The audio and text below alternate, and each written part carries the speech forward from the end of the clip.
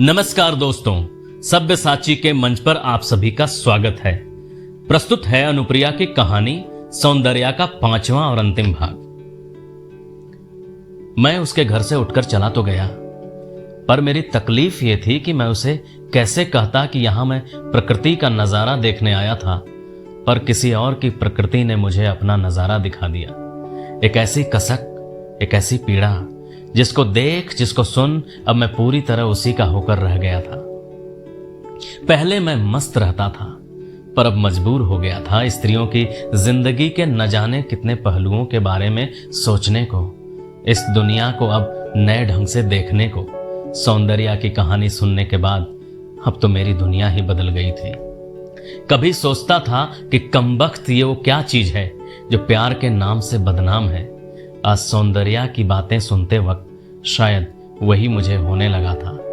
रास्ते में चलते चलते सोचा कि क्यों न उसे बता दूं कि मुझे उससे प्रेम हो गया है, कि मैं उसके प्यार में पड़ गया हूं। आखिर मुझे कल परसों यहां से वापस जाना ही है। घंटों इसी ऊहापोह में पड़े चलता रहा कि अचानक लगा कि जो कहना है आज ही कह देना चाहिए। मैं लगभग अपने होटल तक आ गया था, फिर भी अपने दिल की बात उससे बताए बगैर अब दरवाजा खोलने की हिम्मत नहीं हो रही थी। होटल तो मेरा उसके घर के पीछे ही था, मगर विचारों की महफिल में इतना उलझ गया कि पता नहीं चला कि घंटे से ऊपर बीत गया।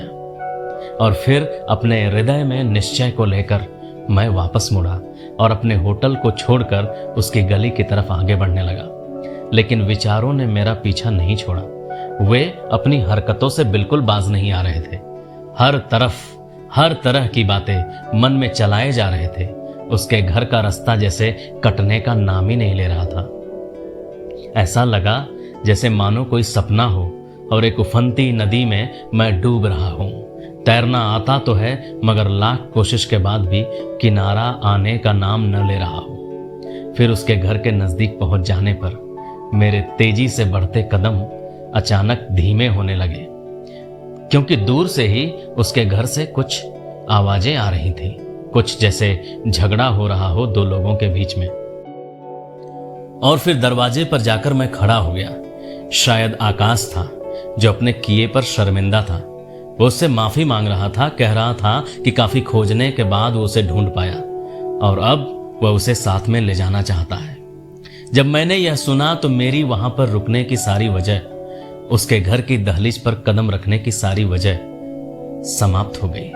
मैं वापस मुड़ा और तेजी से अपने होटल लौट गया। दूसरे दिन ही सौंदर्या मुझे ढूंढते हुए मेरे होटल आई। मैं वॉशरूम में था और जब निकला तो देखा कि वो सामने बैठी थी। उसे सामने देखकर मैं असहज महसूस करने लगा। वो परेशान थी, इसलिए उसने कहना शुरू किया कि कल तुम्हारे जाने के बाद आकाश आया था, माफी मांग रहा था। मैं क्या कहती इस पर उससे? जब मुझे उसकी जरूरत थी तब वो मेरे पास नहीं था। वो अब क्यों आया था मेरे पास? और सबसे बड़ी बात है कि जिसका मैं हमेशा से इंतजार करती रही, आज उसके आने पर मुझे खुशी नहीं हो रही थी। मैं क्या करूं धवल? तुम मेरे दोस्त हो, तुम ही कुछ बताओ। उसकी बातें सुनकर आकाश के वापस आने पर मुझे एक गहरा दर्द का एहसास हो रहा था। उस वक्त मैं अपना दर्द छिपा भी नहीं पा रहा था और बता भी नहीं पा रहा था। बस इतना ही कहा कि तुम स्वयं फैसला कर लो।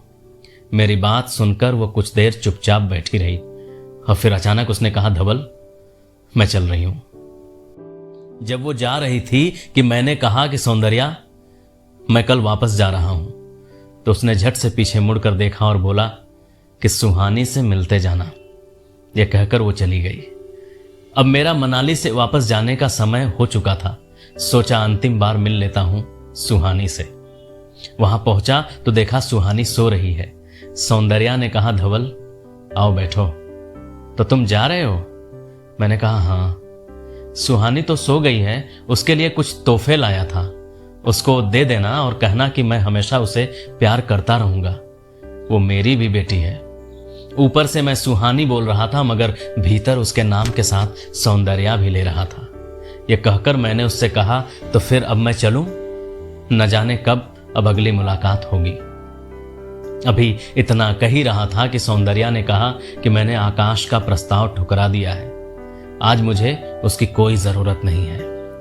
मैंने धीरे से कहा कि ठीक किया तुमने। आगे मैं कुछ और कहने से डर भी रहा था। अपनी डायरी नहीं ले जाओगे? कि सौंदर्या ने अचानक मुझसे पीछे से बोला। मैंने देखा तो बोला, अरे ये तो मेरी डायरी है, तुम्हें कहां से मिली? उस दिन जब तुमसे मिलने तुम्हारे कमरे पर गई थी तो तुम वॉशरूम में थे, तो यह वहीं मेज पर पड़ा था। मैंने देखा तो इसमें मेरे बारे में कुछ लिखा था, तो मैं इसे लेती आई कि इत्मीनान से पढ़ूंगी कि तुमने क्या क्या लिखा है मेरे बारे में। सोचा कि जब दोबारा मिलूंगी तो वापस दे दूंगी। ये वो डायरी थी जिसमें मैंने अपने हर जज्बात लिखे थे, वो चाहे प्रकृति के हों, सुंदरता के हों या फिर सौंदर्या के। सौंदर्या अब तक ये समझ चुकी थी कि मुझे उससे प्रेम है। मैं चुपचाप वहीं खड़ा था, आंखों में आंसू लिए, स्तब्ध, निशब्द। उस समय मैं कुछ भी नहीं बोल पा रहा था, बस मेरे अश्क ही मेरी जुबां बन गए थे। धवल, प्रेम में धोखा खाने के बाद प्रेम से मेरा विश्वास उठ गया था, पर मुझे जिंदगी में आगे बढ़ना होगा, सुहानी के लिए। मेरी आंखों में आंसू थे, फिर भी उसे मैं स्पष्ट देख पा रहा था। धवल, जब आकाश अपनी जिंदगी में आगे बढ़ सकता है तो मैं क्यों नहीं बढ़ सकती?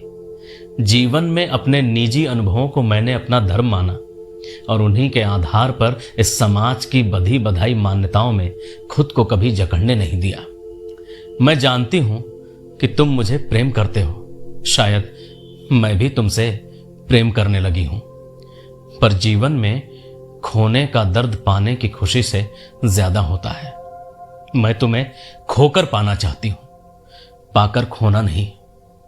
जिस दिन तक हम लड़कियां इस सो कॉल्ड समाज में प्रेम और सम्मान से वंचित रहेंगी, उस दिन तक तुम्हारे जैसा सच्चा प्रेमी भी प्रेम से वंचित रहेगा। मैं उसकी बातें शून्य होकर सुन रहा था। उसकी बातें इतनी सच्ची थी, इतनी दिल को छू लेने वाली थी कि मेरी ओर से हल्का सा भी जवाब उसकी अनवरत बहती सरिता की धारा में अवरोध उत्पन्न कर देता।